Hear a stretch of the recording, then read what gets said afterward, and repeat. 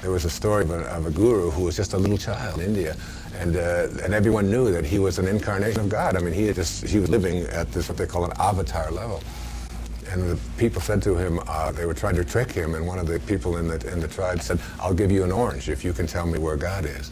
And he said, "I'll give you 2 oranges if you can tell me where God is not." An elderly spiritual teacher whose name is Sai Baba, who lives in India, comes to you in your dreams. Right. Who is Sai Baba? Why does he come to you, and what does he tell you?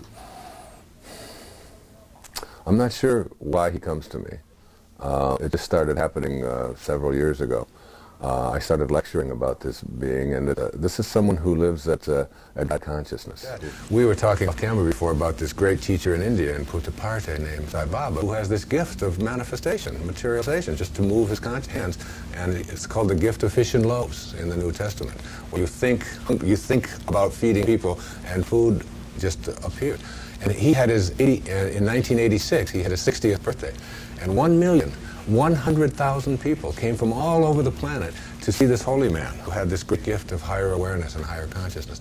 See, even as you speak, you can see, I mean, I get very emotional. I can almost break down and cry right now. It's just, and it's not a tear of sadness. It's not a feeling that that I'm hurt in any way. It's just, it's the most blissful, peaceful, it's like... Author and motivational speaker Dr. Wayne Dyer talks not once, but twice about Holy Man Sri Satya Sai Baba and how Sai Baba has entered his life. Welcome to Souljourns. These 2 vintage video interviews were recorded in Cleveland, Ohio in 1998 and 2004. Dr. Wayne Dyer, thank you very much for joining us. It's a pleasure. Wayne, I think one of the basic questions for a lot of us is simply, what is spirituality? Spiritual is a way of being. It is a lesson that most people haven't learned, because we think of things as religious as being spiritual. To be spiritual to me means to be connected to the source from which all things emanate. And that doesn't just mean that you go around and do things in a positive, religious, nice way. It means that you are spiritually connected on a vibrational level. So that if you look at the source from which all things come, and if you had magical binoculars that you could just sort of tune into and see what it looks like and what it feels like and what it sounds like. What it sounds like this. It says, this source says, "I am the source of all material and spiritual worlds. Everything emanates from me." What it looks like love, it looks like kindness, and mostly it excludes no one and no thing. And so when you have an organization or a thought that excludes some and includes others, which is what almost all organized religion does, it really deviates from the source energy that I'm speaking about here, because source energy and spiritual are the same. So that every thought that we have that says, I get it but you don't, I'm better than you are, I'm number 1 and you're number 2, you live on that side of the river, I live on this side of the river, therefore I am entitled to something and you're not. Anything that excludes is non-spiritual. So all we have to do is think, one of the great teachers in India many, many years ago, around the time of Christ, even before, was a man named Patanjali. And he said these words about spirituality. He said, "When you are steadfast in your abstention of thoughts of harm directed towards yourself or others, all living creatures will cease to feel fear in your presence." So all you have to do is be steadfast. That's what the great spiritual masters all gave us. It's like when people ask me, well, are you a spiritual man? I say, I fluctuate. There are times when I just am the most giving and loving and creative and kind and focused on God, human being as I can be. But there are other times when I lose it. There are times when I get frustrated. There are times when I possibly think of myself as, having accomplished so many things, so my ego gets in the way and so on. But when you're steadfast and you never have thoughts that separate yourself from others, and when you never exclude anyone, and when you are no longer having thoughts of harm of any kind, and that means thoughts of judgment directed towards yourself or others, then all living creatures, and that's why St. Francis, for example, would have living creatures would no longer feel anger or hatred in his presence. Can you one day get to the level where you don't fluctuate any longer? Even the least among you can do all that I have done, and even greater things. I mean, that's just right out of the scriptures that all of us have within us, because there's not a human being on this planet who isn't connected to Source. The fact that, you know, when you go to bed tonight and you look at your fingernails, you know that tomorrow morning they're going to be just a little bit longer than they were the night before. But you don't go to bed and say, you know, I got to really work on these fingernails. I got to grow them tonight, and I got to beat my heart, and I got to grow my hair, and I've got to digest my food. There's a force, there's a source in the universe that is doing all of this for you, and all of us came from that source. And then we forgot. We forgot, and we took on these egos, and these egos say that who I am is what I have and what I do and what other people think of me, and who I am is separate and better than other people and separate from God. All you have to do, you see, Course in Miracles puts it this way. It says that being spiritual is not about learning new things. It's about remembering. It said it goes like this: the memory of God comes to the quiet mind. It cannot come where there is conflict. A mind at war with itself remembers not eternal gentleness. What you remember is who you are, for you must be as God created you. And then it says, be done with this madness and return to the quiet remembrance of God. It's just about remembering. It's about going back to where you came from, living from that perspective, imagining what that source is like, seeing it as a vibration and energy, and reaching for thoughts that vibrate more in harmony with that energy. That's all it takes. Course in Miracles speaks of something that's very akin to equanimity. What is equanimity, and is it attainable? Yes, it is. Equanimity is nothing more than being at one with God. It is what I was down in Australia just interviewing me, and a woman asked me. She said, "What is your mission?" And I said, without even realizing what I said, my mission is God realization. And she said, "What do you mean by that?" I said, "That's where every thought that I have is on an equal level with the source that I came from." You see, there's a link between ourselves and this source. The problem is that the link is corroded. The link is dirty. It's got all kinds of ego identifiers in the way of it. All we have to do is figure out a way to cleanse that link. And the more you shed these layers of ego, that I am better than everybody else, I am what I do, I am my reputation, I am what others think of me, I am separate from everybody else. Once we get rid of all of these ego identifiers and remove them, what we do is we get to that place where we see God, we see love, we see peace in everything and everyone that we encounter. That's all it takes. That's what equanimity is. Wayne, can you tell me the basic difference, if there is any, between being a spiritual person and being a religious person? Well, the major difference between spirituality and religion is that religion is something that divides us, and spirituality is something that unites us. And anything that divides us weakens us. If I were to do a muscle test with you right now, ask you to think about a thought that excludes some and includes others. Just think of that thought, that I'm a man and you are a woman, or I am anything that divides me from you. And I do a muscle test and I just put your arm down, you would find that when you think thoughts that divide us, you get weaker. And then if I were to ask you to just think of a thought that unites us, just think of yourselves like the Native Americans used to say, that no tree has branches so foolish as to fight among themselves. Aren't we raised to believe that being religious has merit? Yeah, we're raised, but we're also raised to believe that we are what we do, and we are what we have, and we are what other people think of us.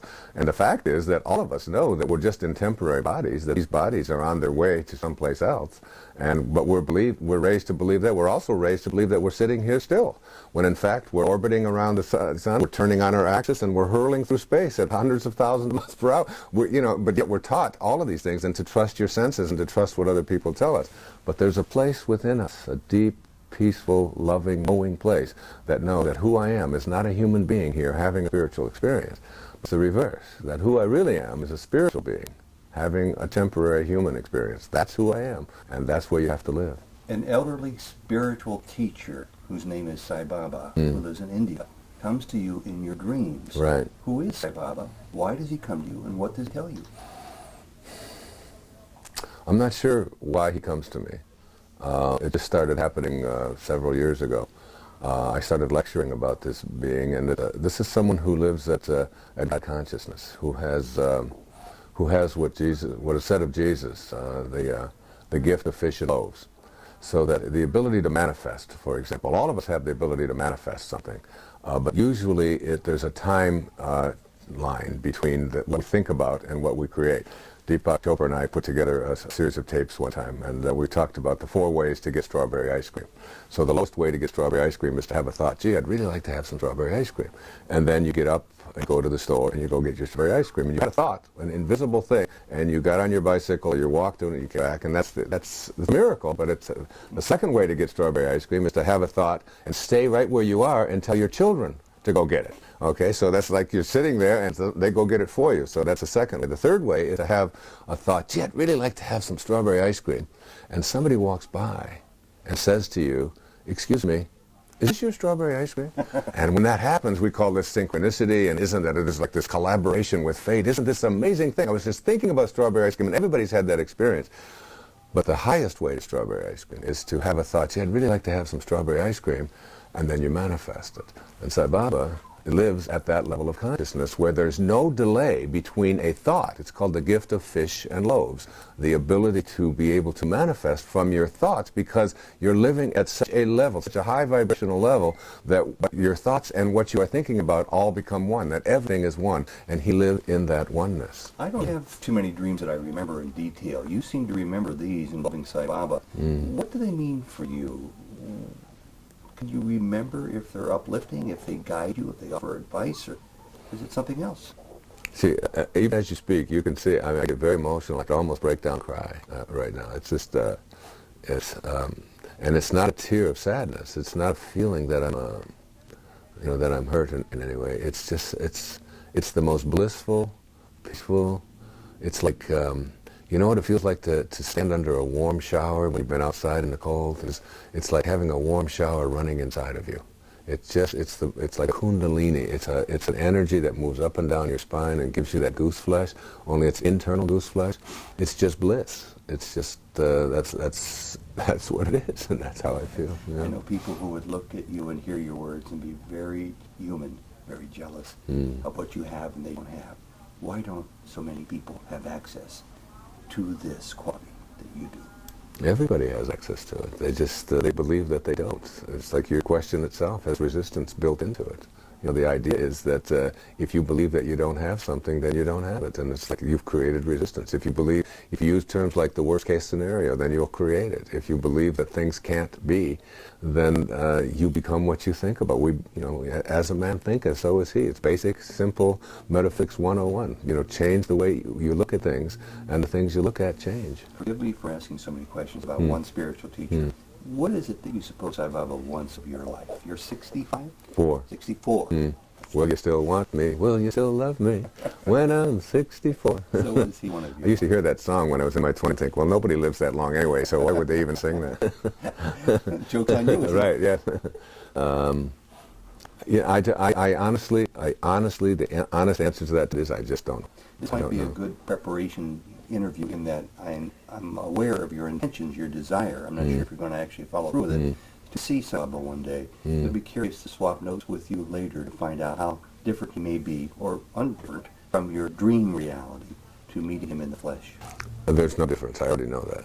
It's not necessary for me to meet him. I'll meet him if it's designed to be that way, and basically if he wants that. And if he does, I won't be able to stop it. And if he doesn't, I won't be able to get there. So I'm not attached to it at all. Honestly, I'm not. I mean, I don't fight it. I don't resist. I don't have any illusion that if he were walking this room that it would be any different than what I experience with him now, because I already feel his presence in this room right now. It's just that strong. It's just I have a very, very strong internal knowing about my connection to Source. And I believe that Sai Baba is someone who lives at this level of God consciousness. In David Hawkins' book, Power versus Force, he speaks about a handful of people who live at this God-realized level consistently. That is, they are steadfast in their abstention of thoughts of harm. They don't exclude anyone, and they include all. And he's one of those beings that calibrates at that exceptionally high spiritual level that is commensurate with Source. It's Source energy. He lives at Source energy. He is God. We are all pieces of God, and he is there all the time. I'm tempted to ask you another 10 questions, but I know you're a busy man and you're on your way here, so let me just put the onus on your shoulders. What last element can you talk about from your heart, from your mind, from your travels, from your discoveries? It could be useful to me, to anybody seeing this. Well, I think the essence of why I'm here to teach. I mean, this book that I have just written, this The Power of Intention, is something that I call automatic writing. It's when you get your ego out of the way, and when you just allow rather than have resistance, and connect yourself to a place where you just absolutely have total knowing. And of course, it says if you knew who walked beside you at all times on this path that you have chosen, you could never experience doubt or fear. Again, it just wouldn't be. If you know that you have a senior partner and that you stay connected to that, then anything that you put your attention on, one of the quotes I have from Swami Paramananda in there is that when you reach God realization, nothing can go wrong. Nothing can go wrong. So all you have to do is live at the level that I'm speaking about, and you don't have to go around practicing or working on it. You just have to reach for higher and higher vibrational energy at any moment, which means stay connected. Always stay connected to Source. One of the great questions to ask yourself is, would God have this thought? And then remind yourself that you are God. You are a piece of God. For most everybody I know, most of the present company included, fear is the greatest obstacle in life. I sense somehow it's not for you. I just don't live there in fear, and not any longer. I did at times in my life, but I just don't go there. Learning to co-create your world, your way, the power of intention. Your 20th book? 25th. 25th book. Must be thousands of books written about spirituality, generally and specifically. I know there are hundreds of books written about Sai Baba. Think the day may ever come when you write about Sai Baba? I think I do already. I just don't call it that. Wonderful. Yeah. Dr. Wayne Dyer, thank you very much. Thanks, Ted. God bless you. Thank you.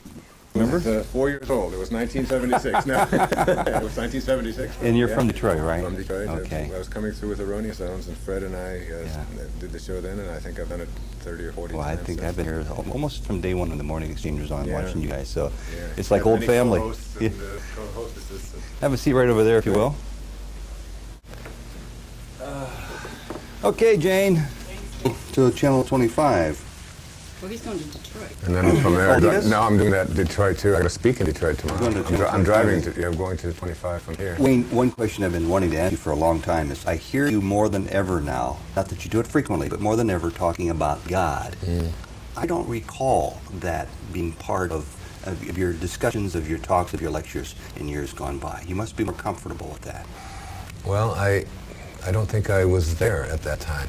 Carl Jung said that when we become adults, we go through 4 stages, just like children go through developmental stages from being toddlers to becoming adolescents.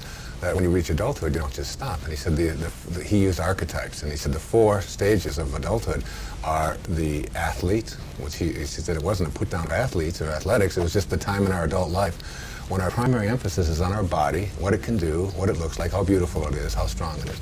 He said then you move to what he called the warrior, which is the age of the ego, the time when you go out into the world to do what warriors do, which is to defeat and to collect and to get as much booty as you possibly can and so on. And you determine how effective you are as a person on the basis of how you compare and stack up to other people. So you always want to do well against others. Then he said you become the statesman or the stateswoman, which is when you stop thinking about your own quotas and what's in it for me, and you finally begin to say, what are your quotas and how may I serve? Becomes much more of a mantra than what am I going to get? And ultimately we move to what he called the highest stage, which is the stage of the spirit. When we realize that what Pierre Teilhard of Chardin said, that you're not a human being having a spiritual experience, it's the other round. You're a spiritual being having a human experience. And when I was writing earlier and speaking earlier in my career, what you referred to, I think I was an athlete writing for athletes. And then I became a warrior writing for warriors and telling people how to be better warriors. And then I became a statesman, more of a statesman, where the primary emphasis of my life was on serving. And I found, that whole idea, what Thoreau said, that if you advance confidently in the direction of your own dreams and endeavor to live the life which you have imagined, you will meet with a success unexpected in common hours. It'll chase you rather than you chasing it. Until ultimately you begin to realize that this is not your home, that you're not this body. This is just a garage where you park your soul. You're not what you witness, you are the witness. You're not what you see or what you observe, you're the observer. You're that which is internal and also eternal. And that's now, I just don't see myself. That's just an old man in there renting my face, That's not me. I'm not that face, I'm not this body. I'm that which is in there looking out.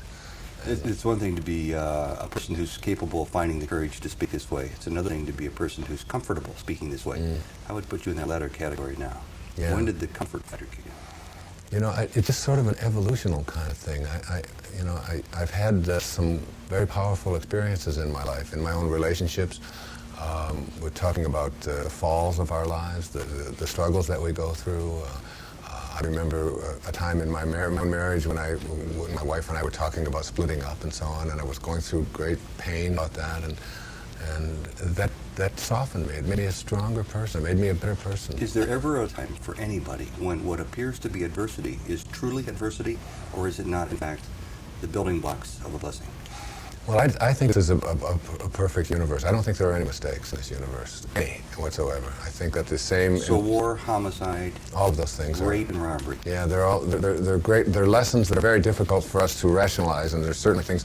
You know, when Das was asked that question about hunger, he said, when someone said, "You mean to tell me that the starvation in the world is, I think, part of God's plan?" And he said, "Starvation in the world is in the world," he said, "and but so is your desire to end it. And go with your desire to end it and work on that, rather than being consumed with and angry about and saying that these things shouldn't be happening, recognizing that they are." And I think the wars that we've gone through, the holocausts that we've gone through, the people who suffered so dramatically, taught us all, have great lessons for all of us to teach. And if you believe, of course, that you only get one life and you just come in and then you're gone, I believe that what Lao Tzu said, that is real, which never changes. There's an eternal part to all of us. There's a soul in there, and it can come back again and again and again. You talk a lot in your lectures and in your books about consciousness, true consciousness, being at one with yourself. For what I would gather, many people who think they understand that, but might not understand the way you mean it. How would you better define that? Well, I think there are levels of consciousness. There's what I call ordinary human consciousness or ordinary human awareness. And there's something that in the East is called Siddhi consciousness or Christ consciousness in the West. Ordinary human consciousness is a consciousness in which I identify who I am on the basis of what I'm doing, what I accomplish, how much I collect, who I'm better than, and so on. A key word there is separation. That is, there's you and there's me, and where you stop and where I start is what divides us, what separates us. Then there's another kind of consciousness, which is one in which says, like the Native Americans used to say, no tree has branches so foolish as to fight among themselves. There's an awareness that there's a oneness, that we are all connected, that on a round planet there's no choosing up sides, that all of us are connected in some way that's perhaps invisible, that we can't see with our eyes or our senses, but we can feel with our hearts. And when your truth, I don't mean your truth about what you write down, but I mean your truth about what you live, is something that goes beyond your own personality and your own physicalness, you reach this level of Siddhi consciousness. And it is here where in the New Testament it says through St. John, quoting Jesus, that even the least among you can do all that I have done, and even greater things. But how can a person truly practice consciousness of spirit, if that's what you mean? Yeah, consciousness of spirit is to treat everyone out there as if they are connected to you rather than as if they're separate from you. Your separation from each other, you begin to eliminate. Your separation from the planet, that you're not on this planet to push it around, that are connected to everything that, if God is that which is everywhere at once, not a person but a presence that is in all things, that means there's no place that God is not. And if there's no place that God is not, then God is in you and also in all that you would like to attract into your life.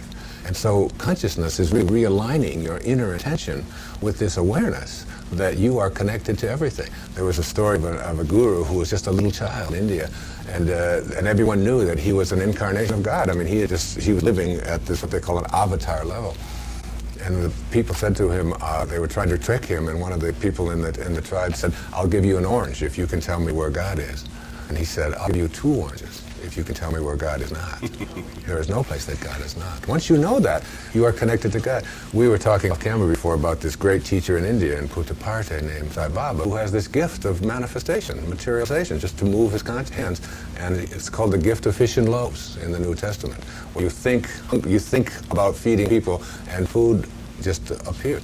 And he had in 1986, he had his 60th birthday, and 1,100,000 people came from all over the planet to see this holy man who had this great gift of higher awareness and higher consciousness. And one of the reporters from one of the magazines thought that they would trap him And they asked him the question in front of all these people who he had granted an audience to, are you God? And Sai Baba looked at him and said, yes, I am. And so are you. He said, the difference between you and I is that I know it and you don't. Do you know it about yourself? Absolutely. When did you first realize this? I don't know exactly when it was, but it was at a very low time in my life. Did it humble you or did it elevate you? It humbled me and then elevated me. You have to have that fall in order to raise yourself to a high level. Run the risk, do you think in your mind, of arrogance with anybody watching such an outlandish statement, or do you know in your heart that those who have open ears and open eyes will see that you're coming from what you call your center of truth? Well, I think one of my teachers was Abraham Maslow. I was blessed to know him in lifetime. And he said in order to reach these higher levels of awareness, you have to be independent of the good opinion of other people. And if that's perceived as arrogance or ignorance, it's okay. I mean, I've been out in public, I've grown up in public over the last 25 or 30 years and been on all the different media shows and written about it and had reported on. And I found I just can't do it on the basis of what other people think. In this last book that I wrote, The Wisdom of the Ages, I profiled 60 people who were great teachers, from Buddha and Jesus and Lao Tzu to Omar Khayyam and Keats and Shelley and Yeats and Martin Luther King and Mother Teresa, 60 of the greatest leaders, philosophers of all time. And one of the things about all of them is that they didn't do what they did on the basis of what other people out there might think. They were living, they were detached from outcome. That's what Maslow, these people were detached from outcome. That is, they weren't doing what they were doing because it was going to bring them a reward or because people were going to buy books or because they were going to make a lot of money. They're saying, doing what they did because they felt it in their heart. And that's where I come from. When you feel something in your heart today, let's say it's a coincidence that you know is more than that, it's synchronicity. Let's say it is a divine relation, sort of the universe winking at you. Do you take it as that literally, or do you reserve in your mind the element of doubt that maybe this is what I want to believe it is, but I don't really know yet for sure? I've let go of the doubt. I let go of that. William Blake said, if sun and moon should ever doubt, they would immediately go out. On your worst day, when you're in the greatest depression, moments of anguish or physical pain or fatigue, you still don't have that doubt. No, the doubt is gone. It's the difference between what you believe and what you know. See, there's a difference between knowing about God and knowing God. Knowing about God is what the tribe and everybody in your immediate sphere has told you what God is, whether it's from the books or whether it's from my experience or the testimony of other people. Knowing God is making conscious contact. It's like asking me if you believe you can ride a bicycle or if you know you can ride a bicycle. If I've never been on a bicycle, but I've seen other people do it, I might believe I can do it. But I know I can do it until I get on, fumble about, fall down a few times, and then go off. And swimming and anything else that you do in life. Conscious contact. The difference between knowing God and knowing about God is conscious contact. I've made conscious contact. To the seeker or the cynic or the doubter watching this program, who's not where you are today, and who could easily brush you off as being capitalizing on your commercial fame, would you be able to tell that person that you would be right where you are now if you never got into the public exposure through your books and lectures? No, I don't know. I don't. It's like speculating about what it would be like to live on another planet. I mean, everything that has ever happened up until this moment it can be undone. It's like you can't be undone, but if you're bitten by a snake. I guess what I'm asking is, if this were to end today for whatever reason, you just had a change of heart and didn't want to appear before the public tomorrow, Right. how much of an impact or an effect does it have on your spiritual life? Yeah, I don't think it would change it at all. It doesn't. I don't really do it for anybody else out there. I do it because in my heart I'm doing what I'm being directed to do. I go where I'm sent. The message of the power of attention, the message of my talk here today, the message that I'd like to leave you with when I get in that car and head towards the airport is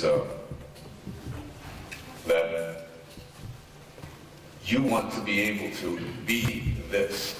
Self-realization means that we have been consciously connected back with our source of being. That's really all it is.